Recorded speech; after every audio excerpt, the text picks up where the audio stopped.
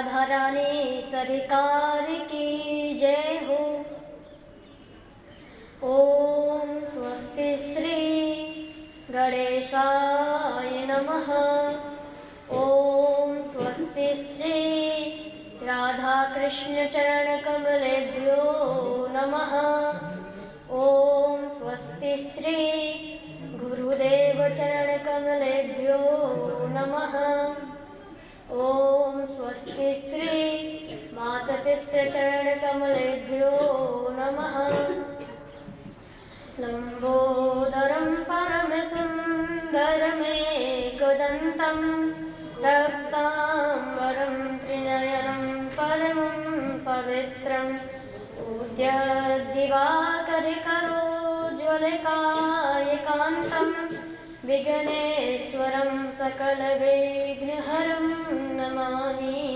विघ्नेश्वरं सकलविघ्नहरं नमामि। भक्ति भक्ति भगवंत गुरु चतुर्नाम बपु एक, तिनके पग बंधन किए ना सही विघ्न अनेक। आइए हनुमंत विराजिए, मैं कथा कहूँ मति अनुसार। प्रेम सहित आसन धरियो, विराजो पवन कुमार। विराजो पवन कुमार। हरे राम राम राम हरे हरे, हरे कृष्ण कृष्ण कृष्ण हरे हरे। परम परात्पर अखिलेश्वर आकारण करुणावर्णार्य भक्तिवांछा कल्पितरु पीताम्बरधारी श्री बाके बिहारी लाल जी के चरणों में इस दास का सादर प्रणाम। परम आराध्य लाडली वृषभानुनंदिनी किशोरी श्री राधा रानी जी के चरणों में इस दास का सादर प्रणाम। मुझे अंधकार से प्रकाश को ले जाने वाले मेरे सत्य गुरुदेव भगवान के चरणों में इस दास का सादर प्रणाम। बंधुओं, आइए कथा में प्रवेश करते हैं। आसीद ग्रीवरो राजन् त्रिकूटिति विश्रुता, क्षीरोदेनावृतः श्रीमान् योजनायुतमुच्छ्रिता। बंधुओं, क्षीर सागर में एक त्रिकुट नामक पर्वत था। उस पर्वत पर एक गजेंद्र रहता था। बंधुओं, आपने सुना होगा कि जंगल का राजा शेर होता है, परंतु उस त्रिकुट पर्वत का राजा गजेंद्र था। क्योंकि राजा वही होता है जिसमें ताकत होती है, जिसमें बल होता है। और गजेंद्र में तो 100 हाथियों का बल था।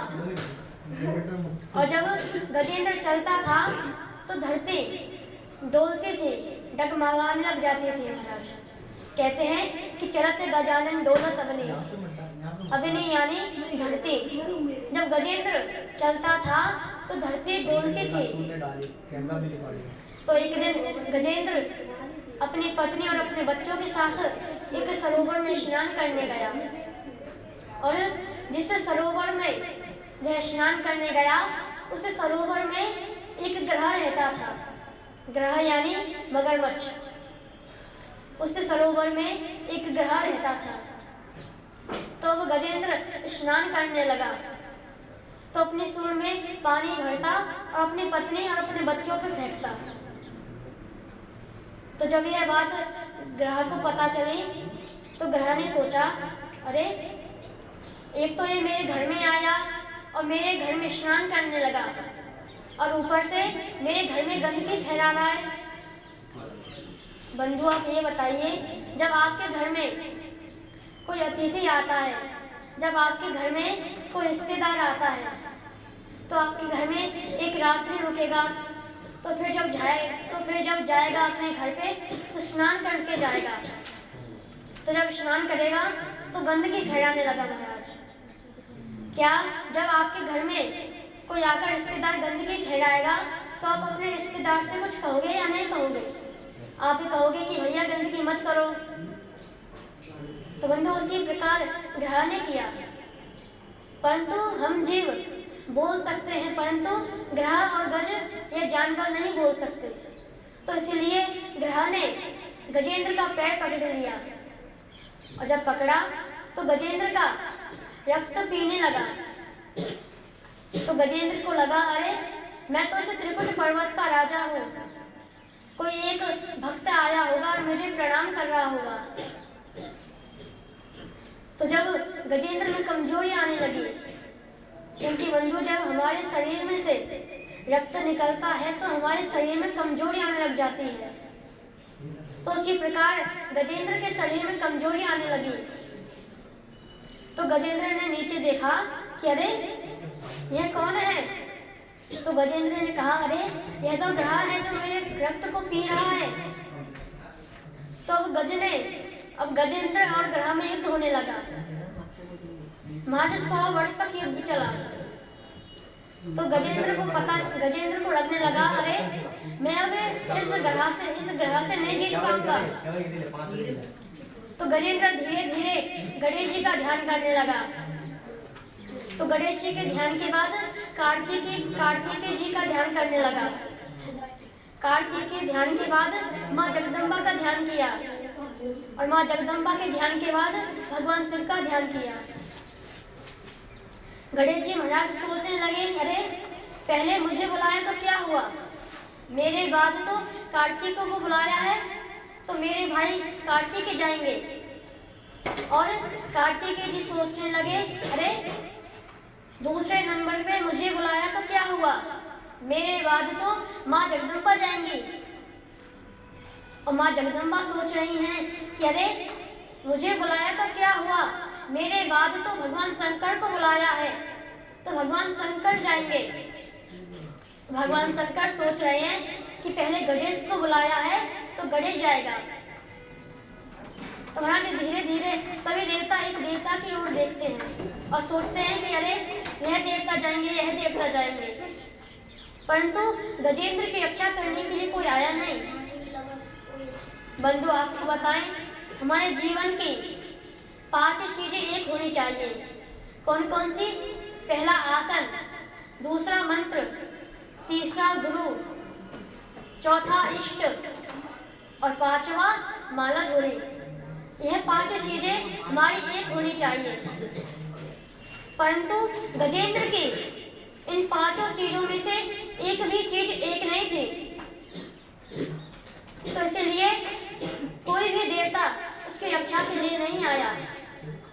यह सब दृश्य माँ लक्ष्मी देख रही थी। तो माँ लक्ष्मी ने भगवान विष्णु से कहा कि प्रभु आप अपने भक्त की रक्षा कीजिए, आपका भक्त संकट में पड़ा है। तो भगवान विष्णु ने कहा, अरे लक्ष्मी, उसने मेरा ध्यान तो किया नहीं और अलग अलग देवताओं का ध्यान कर रहा है, तो अलग अलग देवता जाएंगे उसकी रक्षा के लिए। यदि अगर वह मेरा ध्यान एक बार ही करता तो मैं तुरंत जाता। यदि अगर उस पर ध्यान नहीं आता, यदि अगर मेरा नाम वो एक बार में लेता तो मैं तुरंत जाता। परंतु गजेंद्र ने भगवान विष्णु का नाम नहीं लिया। तो अब गजेंद्र को लगने लगा कि अरे अब तो देवता भी नहीं आए, यदि अगर कोई देवता मेरी रक्षा के लिए नहीं आया तो मैं मर जाऊंगा। तब गजेंद्र कहने लगा, हे प्रभु, जो इस संसार का पालन करता है, क्या वह मेरी रक्षा करेगा? तो भगवान विष्णु तुरंत दौड़े। भगवान विष्णु अपने भक्त की रक्षा के लिए तुरंत दौड़े। और भगवान विष्णु अपने साथ क्या ला रहे हैं? शंख, पद्म, गदा और चक्र। इन 4 चीजों को भगवान विष्णु अपने साथ ला रहे हैं।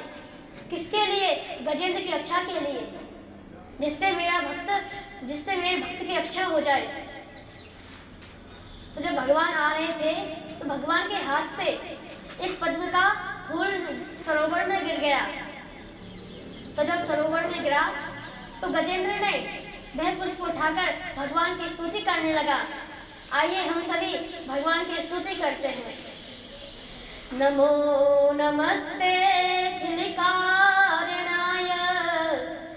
कारणायाद्भुतकारणाय सर्वागमाम्नाय महर्षवाय नमोपवर्गाय परायणाय नमोपवर्गाय परायणाय। इसी प्रकार गजेंद्र ने भगवान की स्तुति की। तो पहले भगवान ने ग्रह का उद्धार किया।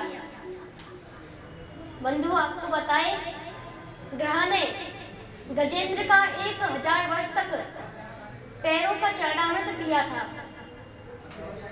और इसी तरह से भगवान ने ग्रह का उद्धार किया, क्योंकि जो भगवान का भक्त होता है और उस भक्त का कोई पैर पकड़ता है तो पहले भगवान उसके भक्त का उद्धार करते हैं, फिर अपने भक्त का उद्धार करते हैं। तो आज भगवान ने सुदर्शन चक्र के द्वारा ग्रह का सिर काट दिया, फिर गजेंद्र का उद्धार किया। बंधु, यह ग्रह और गज है कौन? बंधु, यह ग्रह हुहु नाम का एक गंधर्व था। इसे देवल ऋषि के द्वारा श्राप लगा था। जब एक दिन यह सरोवर में स्नान कर रहा था तो उसी सरोवर में देवल ऋषि स्नान करने आए। तो देवल ऋषि स्नान करने लगे तो उस हुहु नाम के गंधर्व ने सोचा कि मैं इन देवल ऋषि के साथ मजाक करता हूँ। परंतु हुहु नाम के गंधर्व को क्या पता था कि ये देवल ऋषि गुस्से में आकर मुझे श्राप दे देंगे।